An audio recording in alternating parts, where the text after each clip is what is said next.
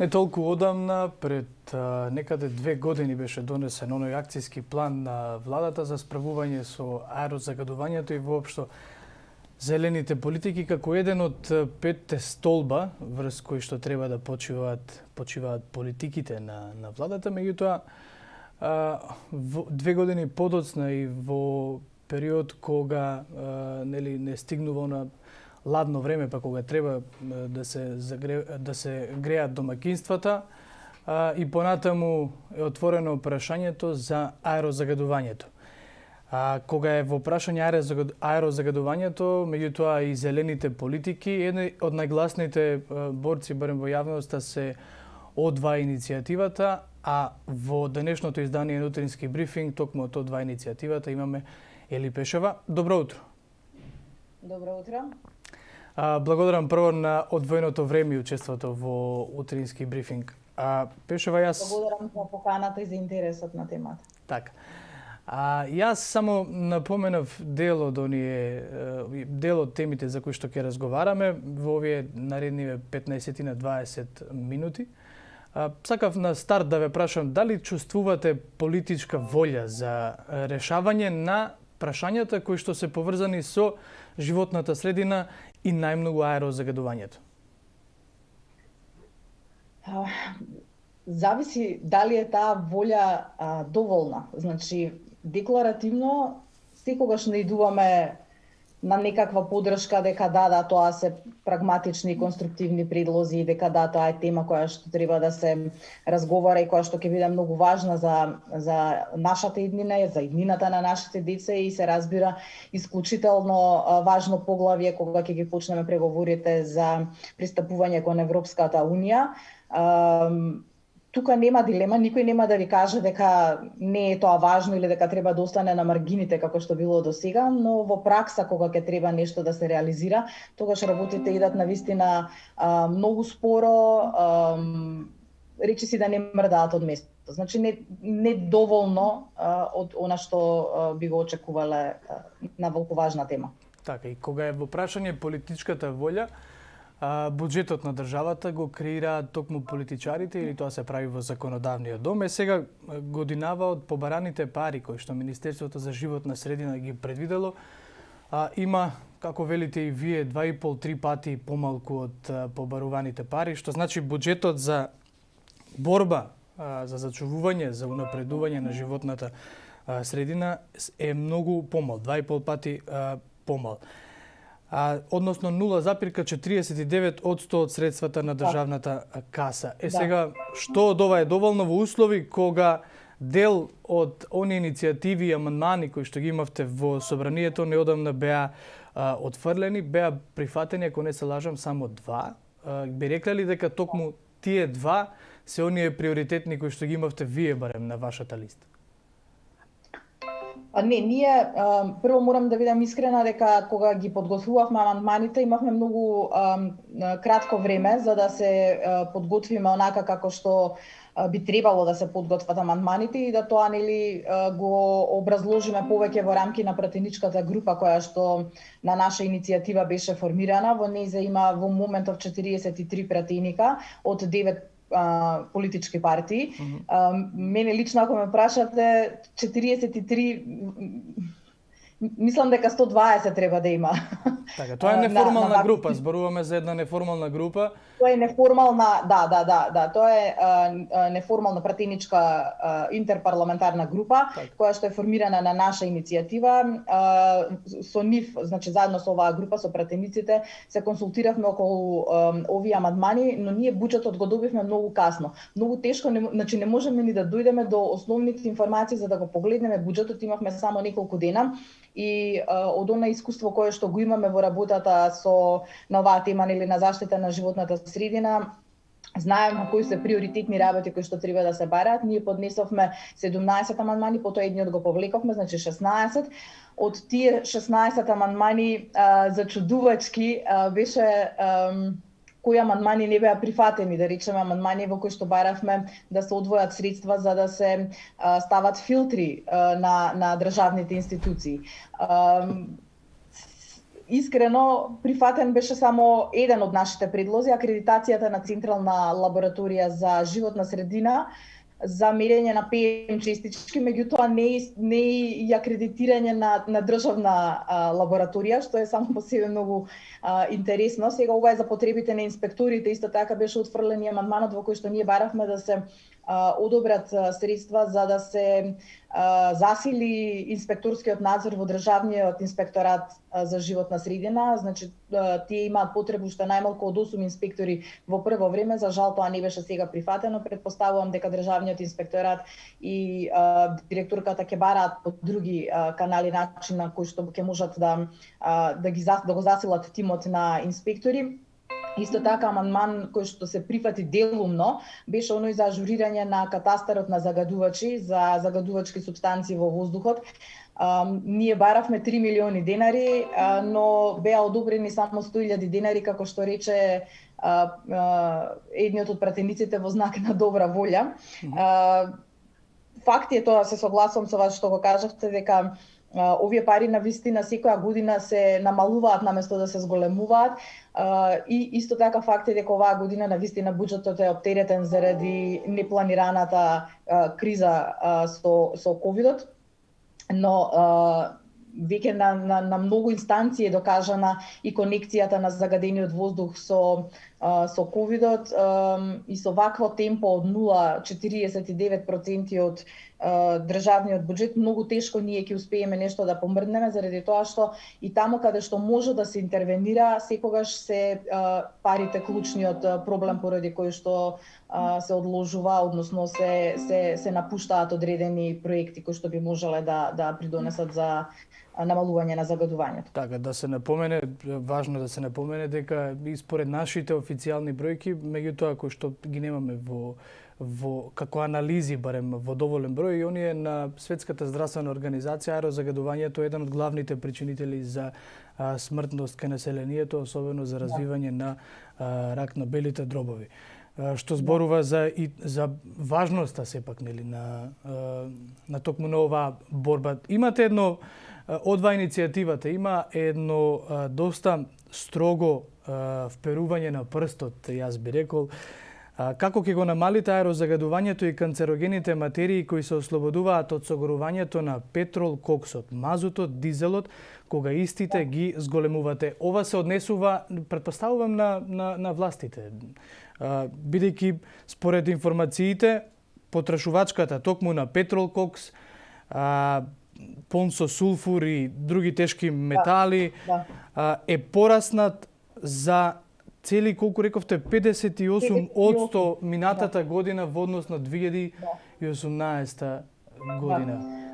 Да, со тоа што дополнително имаме и некои информации кои што ни укажуваат дека треба да се направи компарацијата со периодот од да речеме во последните 10 години и дека таа бројка, односно тој процент ќе биде веројатно и триплиран, што е несватливо. Знаете, мислам, светот ја научи лекцијата за заштита на животната средина, ги согледува секојдневно последиците од климатските промени. Ние се враќаме назад во користење на мазут како енергенс, а тоа е како дериват припаја на општествата од минатиот век.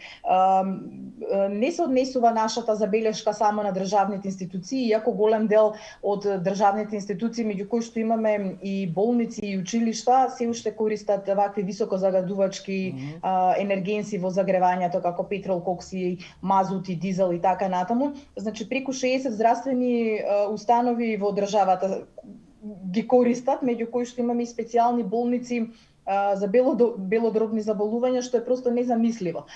Но тука се исто така и големите индустријски капацитети кои што за чии што потреби се прави исто така голем обем на увоз на мазут и на петрол, кокс. Печева, ве прашувам, бидејќи декларативно ние ги слушаме тие заложби. Беше и донесен, како што напоменав на почетокот, еден акцијски план за борба против аерозагадувањето. Меѓутоа, кога ќе се земе предвид намаленоста на буџетот на Министерството за животна средина, а потоа и зголеменоста на увозот на токму на мазут, на бензини и дизел горива, прашањето е од каде треба да потекне првичната волја за решавање на овие прашања ако самите институции не се бават, односно се бават само декларативно со овие прашања. Затоа ве прашувам, улогата на државните институции е неверојатно, туку сигурно многу поголема од она што го имаме како заложба, бидејќи се парадоксални декларативните и фактичките состојби. Апсолутно, да, апсолутно се согласувам со вас. Една од важните работи која што заборавив да ја споменам е дека секогаш кога ќе повикаме некого на одговорност, како да кажем, бегањето не е тоа моја одговорност, знаете, зависам од парите или зависам од некоја друга институција. Кај нас е тоа толку испреплетено, токму затоа ние како граѓанско здружение решивме дека ќе во период во кој што не можеме да повикуваме на протести, иако граѓани константно ни пишуваат дека навистина се вознемирени и би сакале да го искажат својот револт, значи неодговорно е да се организираат било какви протести за да се пренесат овие пораки, така што решивме овој период да го искористиме за да се обидеме барем законската регулатива доколку е можно малку да ја подобриме во рамки на функционирањето на овие институции, бидејќи сите си бегаат од своите надлежности и некако законите им нудат да се прикријат во нечии други одговорности, значи сите некако се кријат или немаат пари или некој друг или зависат од некој трет и така натаму. Апсолутно зависи од државата и тука просто не може да се работи само на еден сегмент. Значи ние немаме време да работиме едно по едно, ние мораме да ги фатиме сите сегменти во исто време. Значи ако зборуваме дека во зима проблематично е загревањето на домаќинствата, UNDP има детектирано повеќе од 100.000 домаќинства во рамки на територијата на цела држава, односно околу 52.000, ако не се лажам, на територијата на Скопје.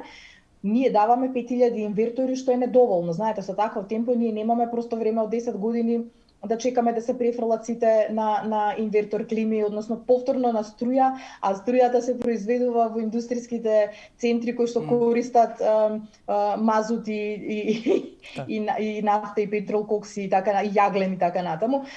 Значи мора да се работи на сите сегменти во исто време. Значи мора да се направи префрлување на државните институции кои што се загреваат на загадувачки енергенси, во исто време да се работи и на наоѓање на солуција за домаќинствата. Исто така сообраќајот знаете дека е исклучително важен, меѓутоа таа е една многу непопуларна мерка, можам да кажам, која што предизвикува голем револт и некако сите си се потргнуваат бидејќи не сакаат да ги лутат граѓаните кои што се сопственици на стари возила кои што не исполнуваат критериуми за учество во сообраќај кога се станува збор за загадени денови, меѓутоа и тој закон кој што беше за ако ви текнува обележување на возилата за етикети, да. Така, да. Значи тој беше во завршна постапка уште пред 2 години, за 6 месеци беше изработен отприлика тој закон и заглави некаде во последните години и пол немаме никаков абер каде е веројатно според нашите сознанија е на доработка во Министерството за економија и од таму не е мрднато. Значи сите овие сегменти, домаќинства, индустријски капацитети, сообраќај, ние мораме на сето тоа да работиме паралелно и при тоа апсолутно мораме да работиме државата да извадиме од 19 век во поглед на овие деривати кои што ги користиме. Значи ние имаме 300 сончеви денови, навистина е срамно за државата да ние се уште се подпираме на користење на петрол кокс или на мазут, кога можеме да одиме на многу посовремени од гасификацијата која што и таа веќе ја промашуваме, ја доцниме 10-20 години, па до користењето на обновливи извори за загревање. Да, пред да го поставам следното прашање, би сакал само една кратка мала увертира во однос на водите во езерата, кои што како што велат информациите, ЕСМ има произведено 73% повеќе електрична енергија од хидроцентралите од претходната година и потрошиле речиси 3 пати повеќе вода. Меѓутоа, едно од оние главни причини кои што беа наведени од институционални од институциите беше дека водите се намалени поради сушниот период. Меѓутоа, гледаме дека тоа не е така, хидроцентралите стануваат се по атрактивен бизнис кога се во прашање и нели бизнисмените. Јас директно сакам да ве прашам дали е заштитен бизнисот во државата или поединецот, бидејќи пак од друга страна постојано читаме како домакинствата биле најголемите загадувачи на воздух. Не можам да кажам кој е заштитен, но можам да кажам кој е оставен да го носи ветерот. Тоа е обичниот граѓанин, за чие што здравје очигледно дека ниту државата, ниту приватните сопственици на бизниси не се секираат, просто како да е тоа како да не сме истото. Едноставно како да не го дишаме истиот воздух, како да не живееме во истата држава. Оваа држава нема неограничени природни капацитети и вакво неограничено искористување и злоупотреба секако нема да заврши добро за нас обичните граѓани. Кој кого заштитува, јас знам кој нас не заштитува. Значи, ако ги погледнете статистиките на Европската институција за животна средина и за здравство, врз основа на она што ние малку веројатно го даваме како некакви статистички податоци, нивната проценка е 3580 смртни случаи, односно починати луѓе годишно како последица од загадувањата. Јас не би да никако во ниеден случај да го подценуваме ковидот. Споредете ги бројките, ние сме цела година во вонредна ситуација. Значи ја сваќаме оваа ситуација со ковидот многу сериозно, а зошто тогаш ја подценуваме ситуацијата со загадувањата? Заради тоа што се испреплетени, претпоставувам, бизнис интересите, но и една државна незаинтересираност, можам да кажам, можеби и незнаење, една лоша комбинација на неколку фактори во која што животната средина на нас со децении ни била ставена на маргините, меѓутоа едноставно тоа не може повеќе така да биде. Се повеќе и повеќе граѓани реагираат. Јас можам да кажам дека и кај нас, значи во нашето здружение, се повеќе и повеќе луѓе се јавуваат, даваат информации, се приклучуваат, значи ни помагаат.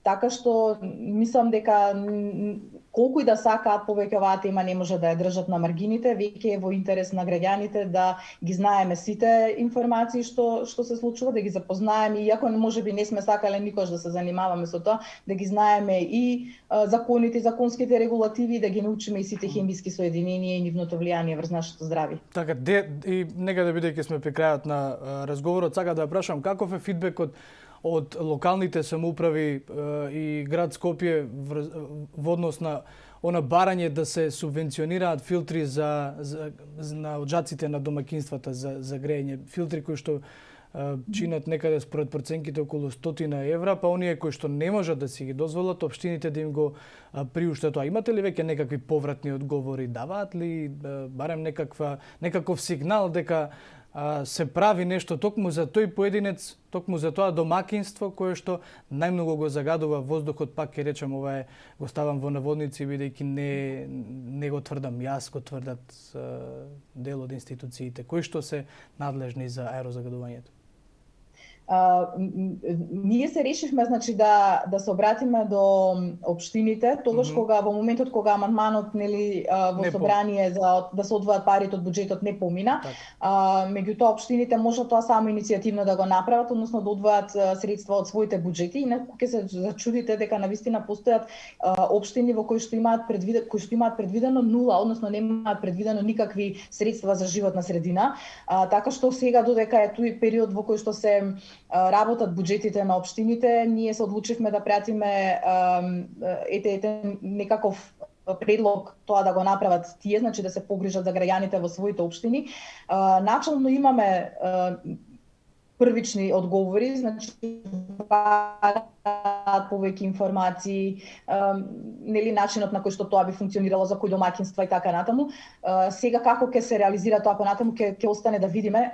Наше е да вршиме притисок константно, да наоѓаме нови начини, да предлагаме нови решенија, бидејќи навистина, ако чекаме дека тоа ќе дојде од надлежните институции, нема да го дочекаме тој ден. Еве како што и сами спомнавте во најавата, планот за чист воздух беше најавен пред 2 години, а после 2 години нема никакво поместување, дури и самиот министер за животна средина мислам дека од прилика 1 месец потврди дека тој план не ги даде резултатите, односно дека немаше никакви решенија врз основа на овој план. Останува значи сами парцијално да ги решаваме проблемите колку што можеме повеќе, значи да даваме информации или па дури и да ги едуцираме државните службеници кои што до сега не се занимавале со ова прашање, и секако да ја бараме поддршката на нашите сограѓани, бидејќи колку што сме повеќе, толку сме посилни, притисокот е посилен. Така, ваше е да притискате, наше како граѓани, како медиуми нормално е да информираме,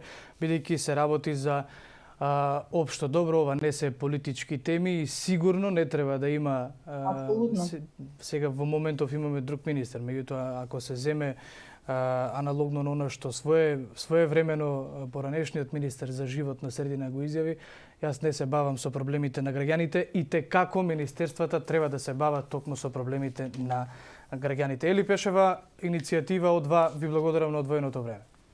Ви благодарам и на вас.